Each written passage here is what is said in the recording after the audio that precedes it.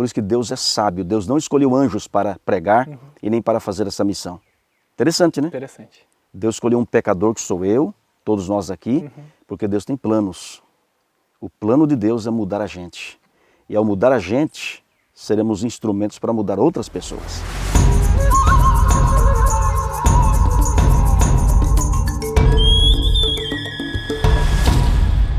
Olá amigos, tudo bem? Estamos aqui em mais uma missão na comunidade Terra Preta e hoje temos o privilégio de conversar com o nosso amigo Pastor Raimundo, da União Central Brasileira. Pastor, seja muito bem-vindo aqui ao nosso bate-papo. É um prazer, Eduardo, estar com você, com toda essa equipe maravilhosa aqui na Missão Amazônia, especialmente em Terra Preta. Um contexto totalmente diferente, uma realidade diferente, impactante para a minha vida. Que bacana, pastor. Para começar, eu queria comentar com o senhor. Como foi recebida essa notícia que vocês viriam para a Missão Amazônia? Como é que você recebeu isso? Quais foram as expectativas que foram criadas nesse momento em que teve a notícia? Posso abrir meu coração? Pode abrir meu coração, pastor. Eduardo, é o seguinte, eu não queria vir. É mesmo? Primeiro, porque eu não tinha dinheiro. Segundo, que eu tinha 4 compromissos nessa data. Eu tinha uma semana de evangelismo em São Paulo, eu tinha um acampamento de verão para participar e tinha 2 programações do Ministério Adventista das Possibilidades. E outro agravante é que eu tinha uma reunião na Divisão Sul-Americana em Brasília de 12 a 16 e a missão sairia de São Paulo de 15 para 16, então foi mais um agravante. Por isso que eu não coloquei o meu nome assim que foi formada a equipe da missão. Mas aí eu orei a Deus, porque eu percebi que a administração, eles queriam que a gente fosse o máximo possível, claro, ninguém foi obrigado, é tudo voluntário. Mas aí eu orei a Deus, conversei com a minha família e Deus começou a abrir as portas. Primeiro, Ele mandou os recursos financeiros. Benção. Segundo, o acampamento de verão foi cancelado. Terceiro, a campanha de evangelismo que eu tinha em São Paulo, eu conversei e alteramos. Saindo daqui, se Deus quiser, na próxima quarta-feira vamos iniciar. Campanha lá, né? E as outras 2 eu tive que cancelar mesmo. Não tive condições. Então não tinha o desejo de vir, mas depois Deus colocou no meu coração. E aí foi que começamos a fazer os preparativos. Eu comecei a perguntar e coloquei meu nome e ficou para suplente. Ou seja, se surgisse uma vaga, aí o pastor Caio, que está cuidando lá na União Central, ele falou, você vai entrar. E em janeiro, por volta do dia 18 de janeiro, eu estava de férias em Santa Catarina, quando recebi a notícia, pastor, surgiu uma vaga, pode se preparar que é sua. Que benção. Aí que eu fui comprar as passagens, aí que eu fui ver questão de roupa, questão de repelente, as questões que você nos orientou, e eu participei mais das reuniões que você, inclusive, também participou. Mas eu, previamente, já digo que Deus dirigiu tudo e está sendo uma grande bênção para a minha vida. Eu louvo a Deus por isso. E quando que foi anunciada a primeira vez que vocês viriam para cá, como grupo? Tem quantos meses antes de janeiro? Eu creio que foi por volta do mês de outubro. Foi muito com antecedência, para todos se programarem, para a própria União se programar também. E quando eu recebi a notícia, eu não tive nenhuma perspectiva da minha parte. Mas orei a Deus. Orei e orei muito. E aí depois em janeiro o senhor já entrou como para vir, assim, meio que quase em cima, né? Quase em cima. Mas que bênção, pastor. Aí eu comprei a passagem para cá a partir de Brasília, para você ter uma ideia. Então tem esses detalhes. O senhor estava numa programação em Brasília e depois veio para cá. Exatamente. Bom, o senhor já viajou bastante, vários lugares, já conheceu muitos lugares.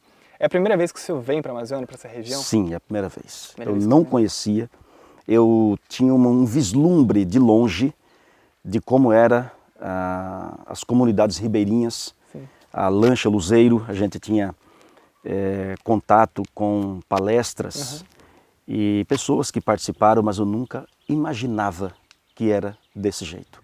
Nunca imaginava dormir em rede. Nunca imaginava conviver com várias pessoas ao mesmo tempo, dormindo em rede. E às vezes até navegando. Então tudo para mim foi assim, novidade e como que desbravar.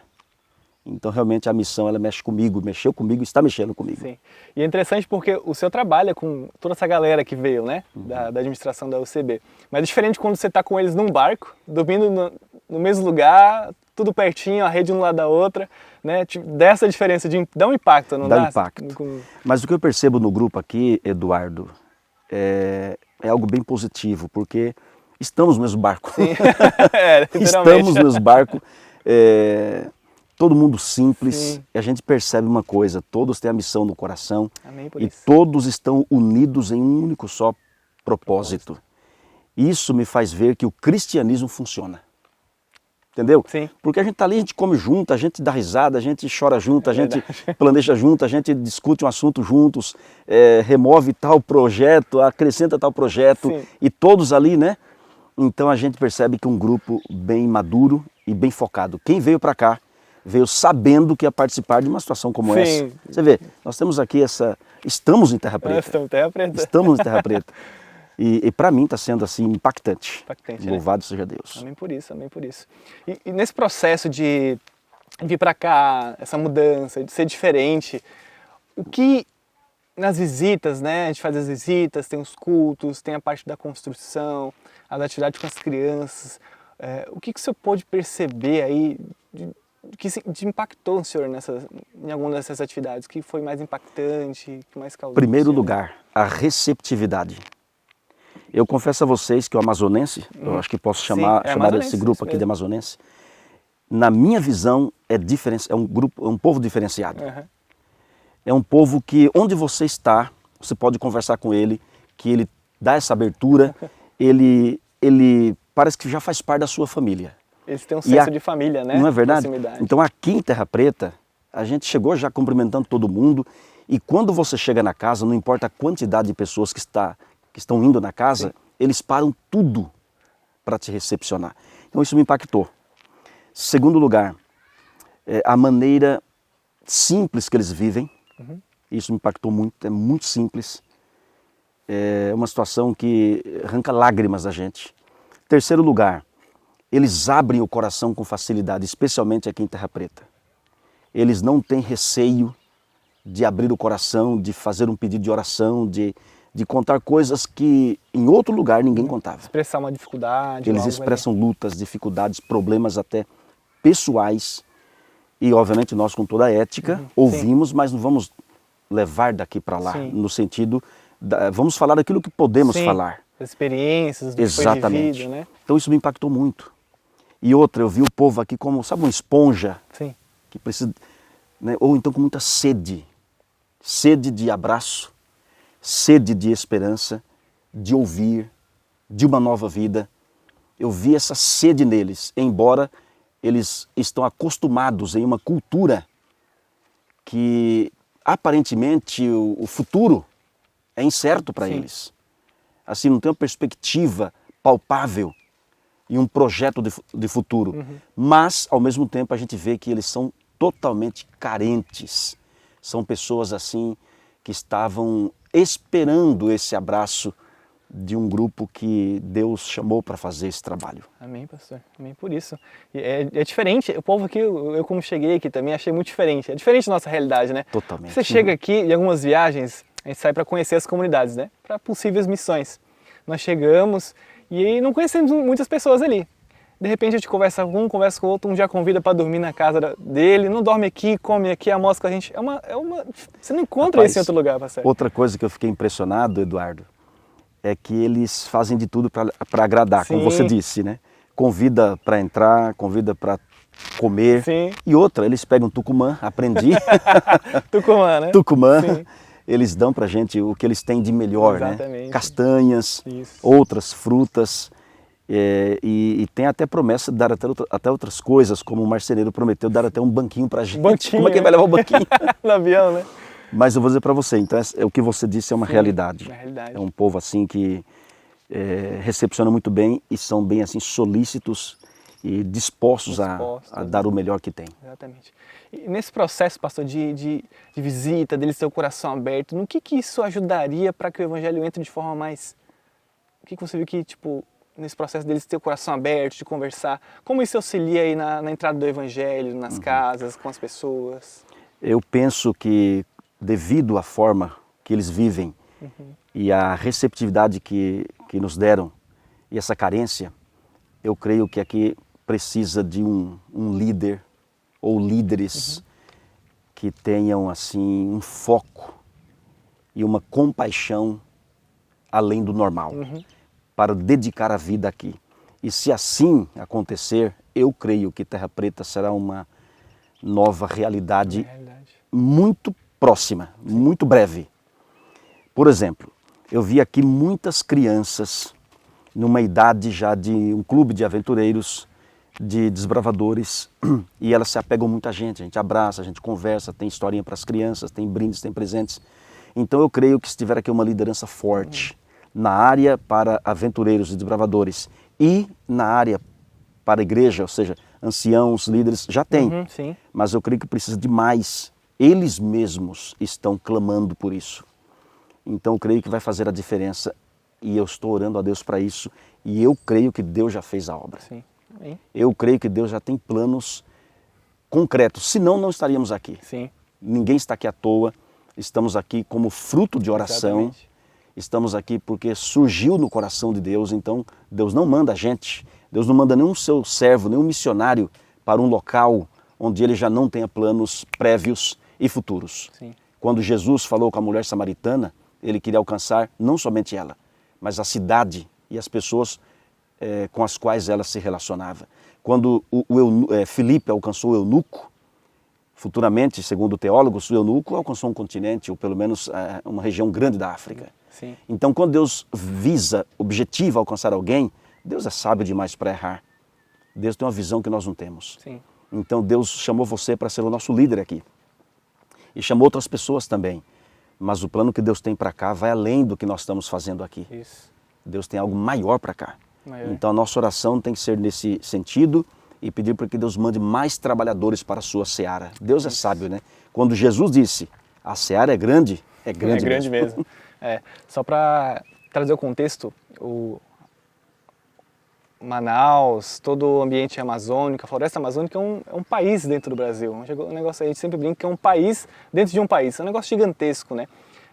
Exemplo, um pastor aqui, comum, ele cuida de 17 igrejas, né? Isso tendo as igrejas no Rio, né? Que ele vai para o barquinho, vai longe. Ele cuida das igrejas na cidade e das comunidades, assim como eu cuido aqui de Terra Preta, né? E realmente é um campo muito grande. E ainda tem poucos trabalhadores, né? Por isso que essa necessidade de outra coisa, fazer, Eduardo, né? você tocou num ponto muito importante. Sim. Porque a realidade de São Paulo, tem pastores em São Paulo que administram apenas uma igreja. Né? Claro, uma igreja com 800 membros, né? Grande, mas é uma igreja. Sim. E não viajam muito. Claro que tem sua demanda, Sim. Tem sua demanda, seus problemas, dificuldades, desafios.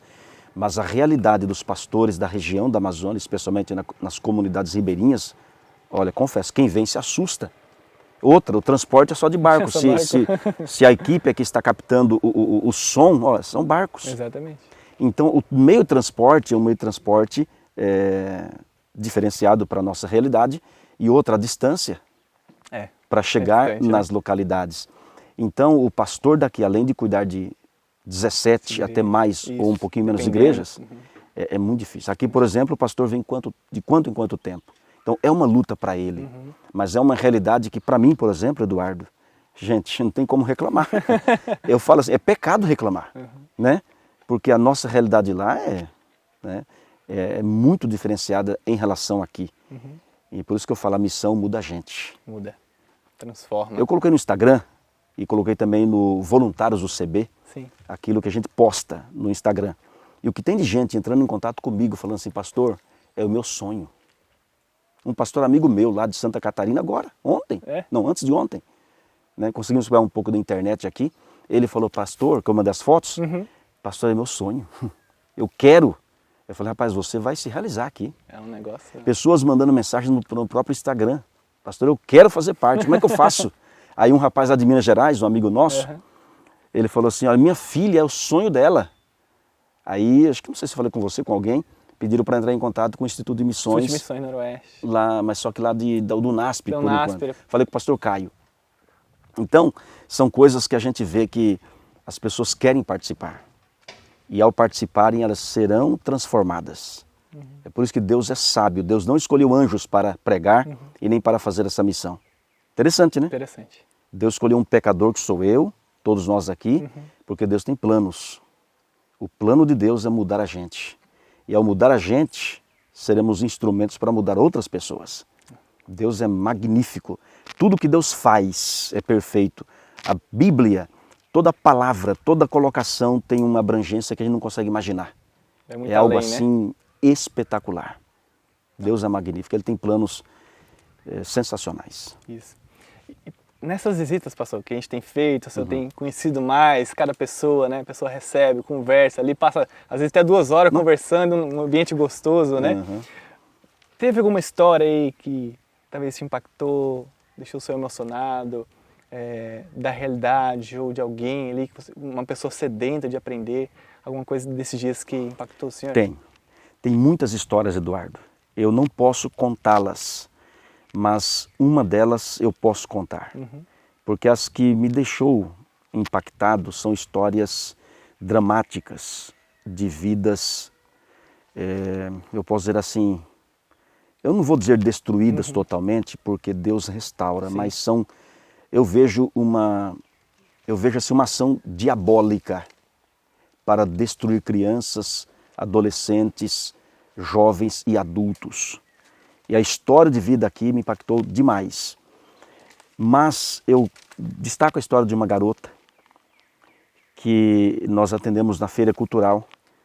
Ela foi na área onde eu estava, que é fidelidade a Deus, na verdade, confiança em Deus. Confiança em Deus, né? E ela falou para mim assim, pastor, eu tenho o sonho de estudar numa escola adventista.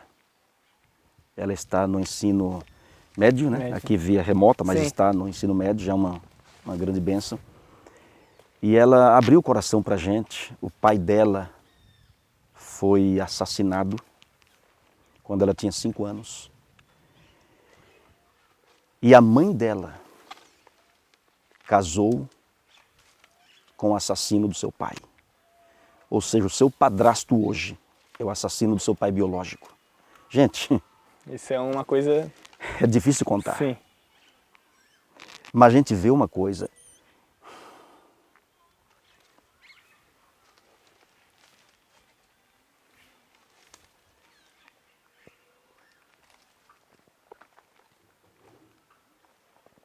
Eu vou continuar. Mas é... Impactante, né, pastor? Esse é um caso. E tem outros casos aqui que a gente realmente... eu contei porque ela contou abertamente. Sim. E ela não esconde, ela contou até detalhes de como foi a morte do pai. Onde os tiros acertaram. E uma adolescente, né? Uma adolescente. Contando isso, né? E ela é membro da nossa igreja.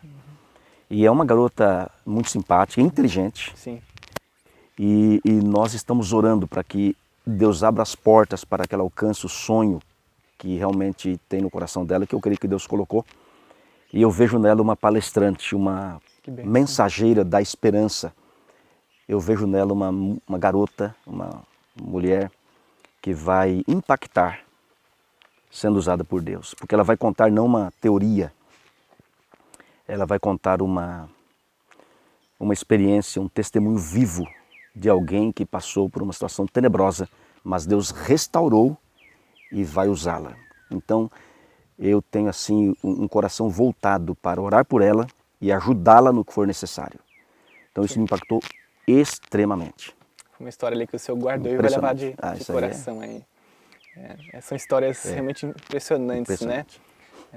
De um ambiente como esse tão agradável à vista, né? Uma paisagem, um rio pegando, a gente está de frente para o rio aqui, Rio Negro, né? As árvores ali, as anavilhanas, bem próximo aqui. E saber que mesmo nesse lugar, com a terra branquinha, com as pessoas receptivas, existe história sim, de pessoas que têm as suas dificuldades, né? E nós podemos ajudar um pouquinho naquilo que a gente consegue, seja uma palavra... E a gente percebe a carência, né? Porque cadê o pai? E outra, a mãe não está aqui. A mãe está em outra realidade. Ela está pedindo oração pela mãe que está em outra realidade. Por favor, ore para que minha mãe seja restaurada. Então, eu não conheço agora como está a mãe exatamente, mas isso impacta a gente. E a gente vê que existe realmente uma ação das trevas para tentar destruir as crianças, adolescentes, jovens e assim por diante. Ao mesmo tempo, a gente vê o que disse Jesus, né? Ele falou assim, o ladrão só vem para roubar, matar e destruir. mas eu vim para que tenham vida e vida em abundância. E quando fala que o ladrão vem, é o diabo que vem, para matar, destruir e assim por diante. Mas quem que o diabo usa? Seres humanos. Começa na base, né? Não é verdade? Isso. Por exemplo, o pai morreu devido às drogas e um monte de coisa. Então são seres humanos que o diabo usa. Ao mesmo tempo, quando Jesus disse, eu vim para que tenham vida e vida em abundância, quem Deus usa para dar vida e vida em abundância para essas garotas, garotos e famílias? Nós. É isso que mais impacta. Deus usa um pecador para alcançar outro pecador. É como um mendigo contando outro mendigo onde conseguir pão. Então isso é fantástico. Né? No plano de Deus é fantástico. E isso me impactou e me impacta muito. Bastante, né? É incrível, né? A gente vem com o coração, isso é essa pergunta que eu quero fazer agora para o senhor. A gente vem com o coração, né? Vamos levar amor, vamos trazer amor. Como é que o coração veio e como é que o coração está voltando agora? Bem breve agora para o coração veio com uma expectativa de como seria. Sim. Mas nunca assim imaginava que seria como realmente está sendo. Mas o coração está retornando quebrado, moído, mas com uma sensação assim de realização também. Não podemos negar que Deus nos usou, não podemos negar que Deus está aqui e não podemos negar que Deus tem um plano na nossa vida. Fato é que nos trouxe até aqui. Então o coração veio assim, né? E sai quebrado, sai destruído assim. Eu digo destruído no sentido de... Porque Jesus falou assim, se nós não cairmos sobre a rocha, o que é cair sobre a rocha? A rocha é Jesus. E cairmos sobre ela é sermos quebrantados, é sermos humilhados para sermos restaurados. Repensar em algumas coisas, por exemplo, né? Gente, quem é que vai reclamar da água lá em São Paulo? Quem é que vai reclamar de uma roupa? É verdade. Então quem vem para cá, se não mudar de vida, tem que apanhar, com todo respeito, né? A pessoa que vem para cá é porque Deus tem planos maiores na vida dela. Porque você vai trabalhar com uma realidade lá de pessoas que reclamam, né? Vai num restaurante, por exemplo, reclama de um detalhe, olha feio para o garçom e exige tudo, parece que é o, né? Que todo mundo tem que estar aos seus pés, mas quando vem para cá, dorme em rede, né? Come ali uma comida, excelente comida, mas eu digo, todo mundo junto, vem aqui você não vê comida praticamente, vê uma comida mais simples. Então você começa a comparar, você fala, meu Deus, é pecado reclamar, é pecado você ser ingrato. É por isso que Jesus disse, né? Dei graças em tudo dai graças. História incrível, enfim, a gente se emociona nesse processo. Tem pessoas que provavelmente devem estar assistindo a gente que está pensando, será que eu vou? Será que compensa eu ir? O que eu vou fazer lá? Com quem eu posso ajudar? O que você diria para essas pessoas que estão pensando em vir, que tá com medo de vir, talvez tenha que deixar alguns compromissos para que fique 10 dias aqui, quer se dedicar? O que você diria para essas pessoas? Vale a pena vir? O que isso impacta na vida delas? Meu amigo, minha amiga, você que está agora nos assistindo, olhe bem nos meus olhos, por gentileza. Pare tudo o que você está fazendo agora por uns minutinhos. Vale a pena. Vale a pena você se envolver na Missão Amazônia ou em outra missão. Mas especialmente aqui nas comunidades ribeirinhas da Amazônia, vale muito a pena. E eu volto a dizer, quem está chamando você não é o ser humano, é o próprio Deus. Deus quer que você tenha uma experiência lindíssima, uma experiência diferenciada, num contexto diferenciado, para você entender o que realmente é missão e necessidade. Existem homens e mulheres nessas regiões aqui que estão clamando por ajuda, estão clamando por um abraço, clamando por um momento de esperança, de alguém que invista neles. Então faça o que for necessário, economize o que você puder economizar. Se planeje, porque o serviço aqui é voluntário. Estamos colocando recursos do nosso próprio bolso. Mas olha, valeu cada centavo. E se fosse necessário, faríamos de novo.